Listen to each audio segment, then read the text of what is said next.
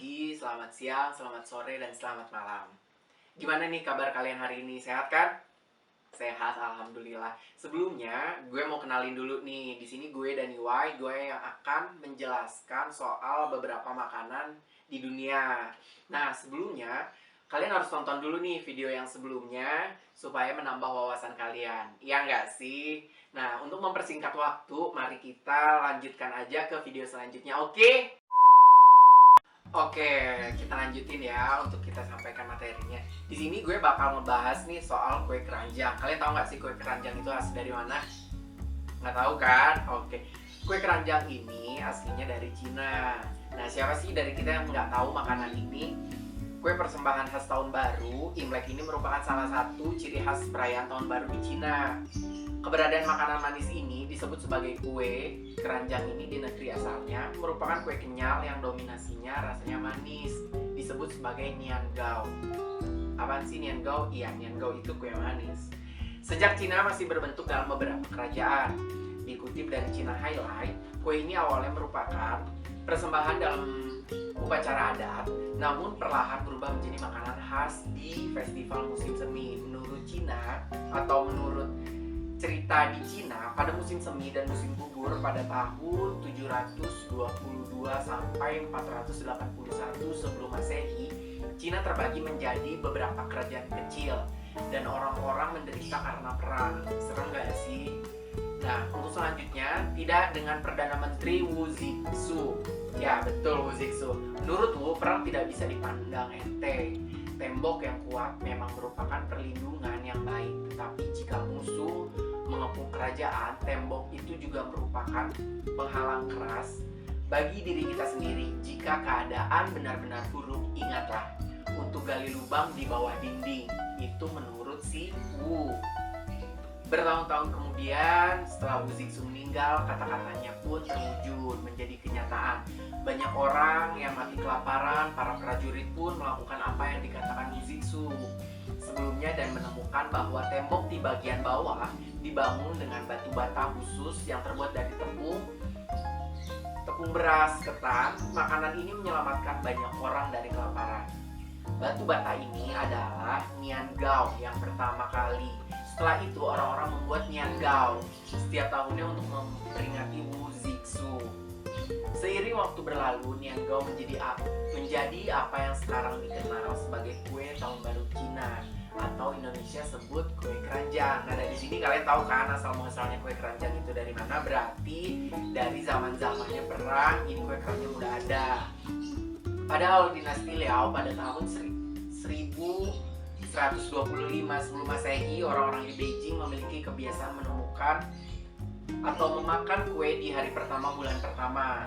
Lalu dalam perkembangannya seperti pada musim dinasti Ming pada tahun 1368 sampai 1644 dan dinasti Qing pada tahun 1644 sampai 1911, kue keranjang mulai menjadi santapan sehari-hari orang-orang di Cina.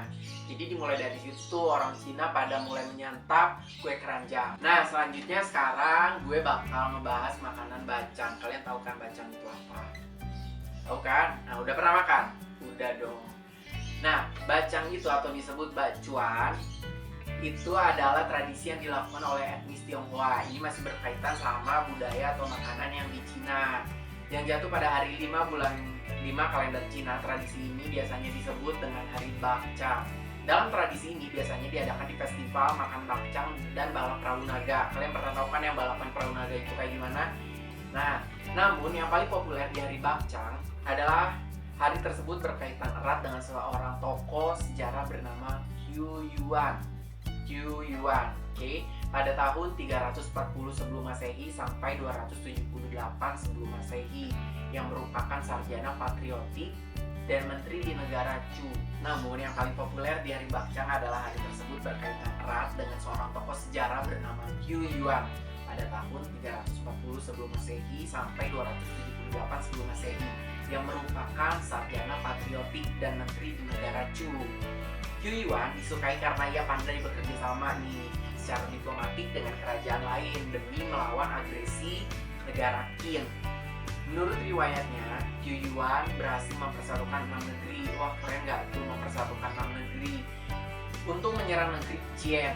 Orang-orang negeri Qin kemudian menyerang balik dengan menyebar fitnah. Hingga suatu saat ia difitnah dan dibuang ke pengasingan setelah menteri korup lainnya meyakinkan raja agar percaya terhadap tuduhan palsu yang menimpa Qiu Yuan.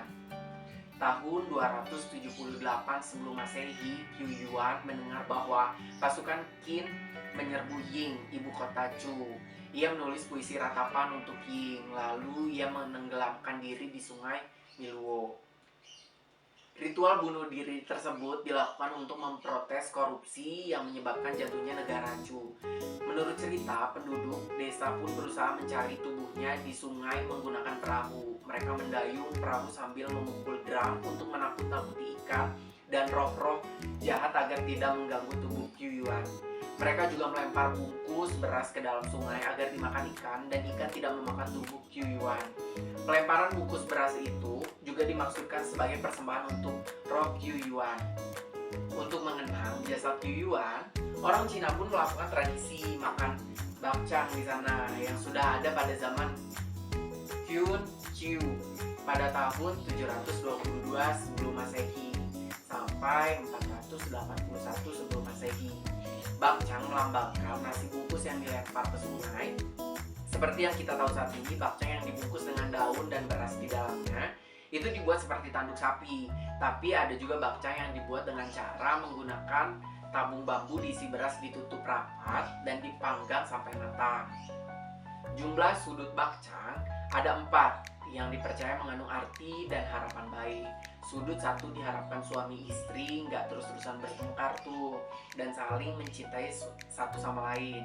Sudut 2 berarti doa baik agar keluarga selalu dalam keadaan damai dan sejahtera serta sehat selalu. Sudut 3 agar rezeki dan berkah selalu datang dengan lancar. Sudut 4 mengandung harapan agar usaha yang dijalankan oleh keluarga atau usaha oleh keluarganya sukses dan karirnya meningkat. Sekarang aku mau bahas soal kue bulan. Asal muasal hari raya Zongqiu disebut juga sebagai perayaan pertengahan musim gugur adalah karena dirayakan pada pertengahan musim gugur, di mana pada waktu itu para petani lega dan santai untuk merayakan hasil panen yang berlimpah. Perayaan Tiongqiu sudah mulai dilakukan pada tahun kedua masa Kaisar Qin Shi Huang. Penanggalan Imlek bulan 8 tanggal 15, pada hari tersebut Kaisar Qin Shi Huang berkumpul bersama dengan penduduk desa di Wukaosan. Pada malam harinya, semua orang menikmati pemandangan indahnya bulan di langit yang terang dengan sangat gembira sambil bernyanyi-nyanyi dan sambil minum arak. Pada masa dinasti Tang, tahun 618 sampai 907 Masehi, Hari Raya Tiongqiu ditetapkan sebagai malam bulan purnama. Pada waktu itu ada syair yang berbunyi, 1 tahun ada 12 kali bulan purnama. Tapi yang paling lambat atau yang paling bulat dan yang paling indah dilihat yaitu bulan purnama di Hari Raya Tiongqiu. Pada masa dinasti Song, tahun 1279 Masehi, perayaan kue bulan baru mulai terkenal di kalangan rakyat banyak. Setiap penanggalan Imlek tanggal 15 bulan 8, semua orang menikmati indahnya pemandangan bulan purnama sambil makan kue-kue. Enak bukan kan sambil makan kue? Namun pada masa dinasti Yuan, pada tahun 1271 sampai 1368 Masehi, Festival Zongqiu baru memiliki makna cinta negara. Ada sebuah buku yang berjudul Lang Ji Chong Tan ada mencatat peristiwa sebagai berikut. Pada masa akhir dinasti Yuan, ada seorang tua dari dinasti Song pada beberapa hari sebelum hari raya Zongqiu menyebarkan desas-desus kemana-mana. Makanlah kue bulan pada hari raya Zongqiu, dengan demikian dapat terhindar dari wabah menular.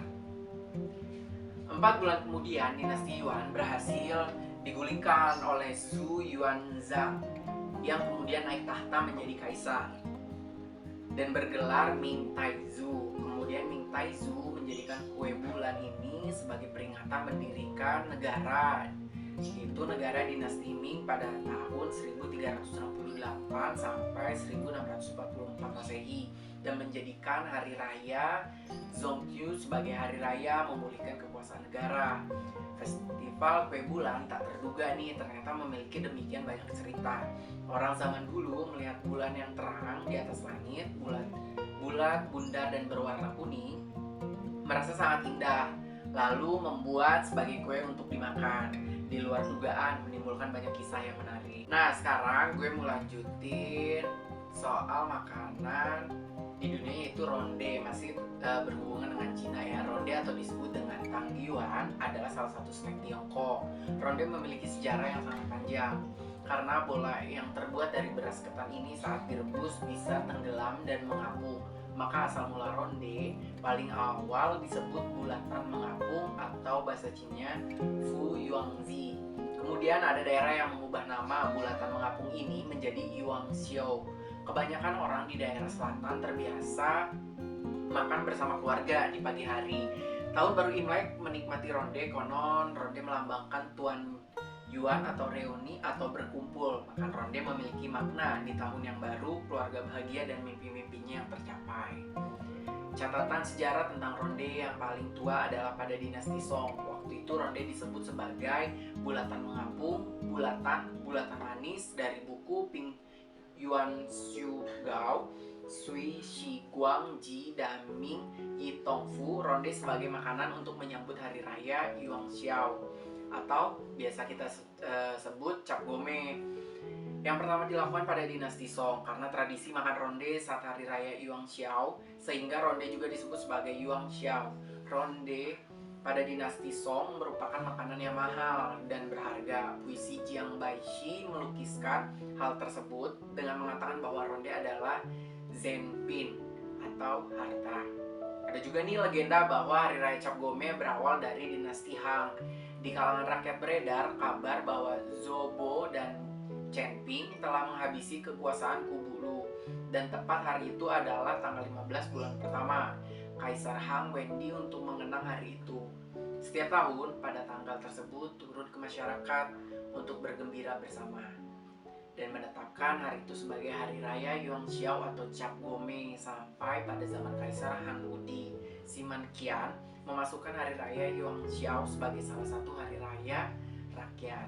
Nah, selanjutnya di sini gue mau ngebahas nih Yusheng. Apa tuh Yusheng? Nah, di sini gue juga nggak tahu nih Yusheng itu apa. Mari kita bahas.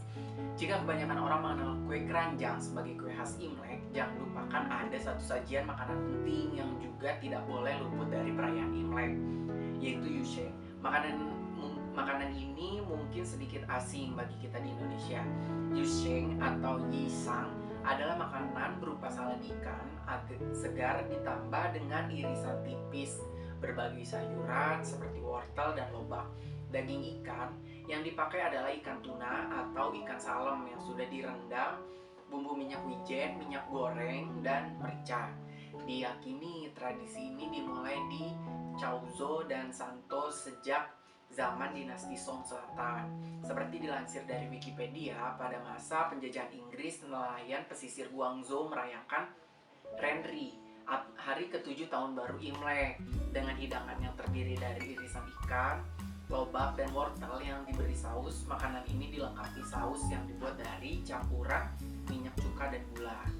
Dalam pengertian aksara Tionghoa, Yusheng bisa diartikan sebagai peningkatan dan kelimpahan, baik harta maupun keberuntungan. Bisa disimpulkan bahwa menyantap Yusheng sama dengan mengharapkan kelimpahan dan kemakmuran bagi penikmatnya. Bukan hanya itu, Yusheng juga bisa menjadi simbol kebersamaan dan kekerabatan. Itu Yusheng. Sekian materi yang sudah gue sampaikan hari ini. Kalau misalkan ada kritik dan saran, boleh deh ditulis di kolom komentar di bawah ini ya.